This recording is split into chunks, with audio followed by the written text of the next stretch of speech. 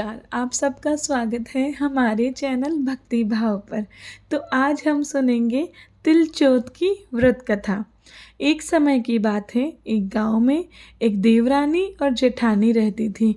जेठानी के पास बहुत धन था और देवरानी बहुत निर्धन थी। देवरानी का पति जंगल में लकड़ियां तोड़ता था और जेठानी का पति बहुत बड़ा व्यापारी था। देवरानी अपने घर का गुजारा करने के लिए जेठानी के यहाँ काम किया करती थी और जेठानी उसके बदले में उसे 2 वक्त का खाना दिया करती थी। एक रोज़ तिल चौथ थी तो देवरानी ने 5 रुपए के तिल खरीदे और तिलकूटा बनाकर जेठानी के यहाँ शाम का काम करने चली गई। काम करके जब वो लौट रही थी तो उसने बोला, सबसे पूछा कि खाना खा लो, तो बच्चों ने कहा नहीं, हम माँ के बिना नहीं खाएंगे। जेठ जी से पूछा तो उन्होंने कहा कि मैं भी अकेला नहीं खाऊंगा। फिर जब जेठानी से उसने खाना मांगा तो जेठानी बोली कि अभी किसी ने खाना नहीं खाया है तो मैं तुझे कैसे खाना दे दूँ, कल सुबह ले जाना। अब तिल चौथ थी तो घर पर बच्चे और पति इंतज़ार कर रहे थे कि आज त्योहार है, आज तो माँ पकवान लेकर आएगी। पर उसकी खराब किस्मत, जब वो घर खाली हाथ लौटी तो बच्चे और पति उदास हो गए। पति को इतना क्रोध आया कि उसने चिल्लाकर बोला कि तू 2 वक्त की रोटी भी नहीं ला सकती है, और उसने उसे पाटे और कपड़े धोने से बहुत पीटा। वो बिना कुछ खाए पिए, बिना पूजा करे सो गई, रोते रोते ही सो गई। उसकी नींद में उस दिन सपने में गणपति जी आए। गणेश जी महाराज सपने में आकर बोले, ओ धोवना पीटी पाटा पीटी, जाग रही है या सो रही है? तो वो बोली, थोड़ी जाग रही हूँ, थोड़ी सो रही हूँ। तो बोले, मुझे बहुत भूख लगी है, कुछ खाने को दे दे। तो वह बोली, क्या दूँ, मेरे घर में तो आज अन्न का एक दाना भी नहीं है, थोड़ा सा तिलकूटा रखा है छीके में, वो खा लो। गणेश जी ने तिलकूटा खाकर बोले, धोवना मारी पाटा मारी, निपटाई लगी है, कहाँ निमटूं? तो वह बोली, ये पड़ा घर, जहाँ निमटना है वहाँ निमट लो। फिर गणेश जी बोले, कहाँ पहुँचूं? तो वो गुस्से में बोली, कितनी देर से परेशान कर रहे हो, मेरे सर पर ही पहुँच दो। गणेश जी उसके सर पर पहुँचे और सपने से गायब हो गए। सुबह जब देवरानी उठी तो घर में चारों ओर हीरे मोती चमक रहे थे, उसके सर पर हीरे मोती चमक रहे थे। वो ये शब्द देखकर आश्चर्यचकित हो गई। उधर जेठानी देवरानी का काम के लिए इंतज़ार कर रही थी। उसने सोचा कि कल रात मैंने उसे खाने को नहीं दिया तो नाराज़ होकर वो आज काम पर नहीं आई है। जेठानी ने अपने बच्चों को भेजा, जाओ बच्चों और चाची को बुला कर ले आओ।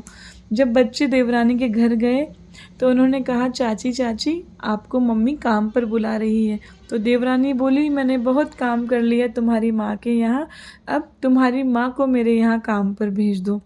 घर पर जाकर बच्चों ने पूरी बात उसे बताई और बोला, माँ चाची का घर तो हीरे मोतियों से जगमगा रहा था। ये बात सुनकर जेठानी से रहा नहीं गया और जेठानी दौड़ी दौड़ी जाकर देवरानी के घर पहुंची। जब उसने देवरानी के घर पर ठाट बाट देखे तो वो आश्चर्यचकित हो गई कि रातों रात ऐसा क्या हो गया। तो देवरानी ने उसे कल रात हुआ सारा वाक्य बताया। तो जेठानी दौड़ी दौड़ी अपने घर आई और अपने पति को बोली कि सुनो जी, मुझे अभी पाटे और धोवने से पीटो। तो जेठानी के पति ने कहा कि प्रिय, मैंने तो आज तक तुम पर हाथ नहीं उठाया है, तुम मुझे ऐसा करने को क्यों बोल रही हो? बोले, मैं आपको बोल रही हूँ, मुझे पीटो। तो जेठ ने जेठानी को खूब पीटा। वो रोते रोते तिलकूटा बनाकर, अच्छा घी का चूरमा बनाकर और सो गई। जैसे ही वो सोई तो गणपति जी उसके सपने में आए और बोले, और धोवना पीटी पाटा पीटी, सो रही है या जाग रही है? तो वो बोली, थोड़ा थोड़ा जाग रही हूँ। तो बोले, मुझे भूख लगी है। तो बोले, भूख लगी है तो उसके यहाँ तो आपने सूखा सा तिलकूटा खाया था, मैंने तो बढ़िया घी वाला बादाम काजू वाला चूरमा बना के रखा है छीके में, वो खा लो। गणपति जी ने चूरमा खा के बोला, मुझे निपटाई लगी है, कहाँ निपटूं? तो बोले, उसका घर तो टूटा फूटा था, मेरा घर तो बहुत ज़ोरदार है, कहीं भी निपट लो। फिर गणपति जी बोले, अब कहाँ पहुँचूं? तो बोले मेरे सर पर पहुँच लो। उसका सर तो फिर भी गंदा था, मैंने तो चमेली का तेल लगाया है। गणपति जी फिर उसके सपने से ओझल हो गए। सुबह जब जेठानी उठी तो पूरा घर बहुत बदबू मार रहा था, उसके सर पर भी गंदगी लगी थी। जब यह सब देखा तो जेठ जी ने उसे बोला कि तेरे मन में लालच था, लालच के कारण आज देख हमारे घर की क्या दशा हो गई है।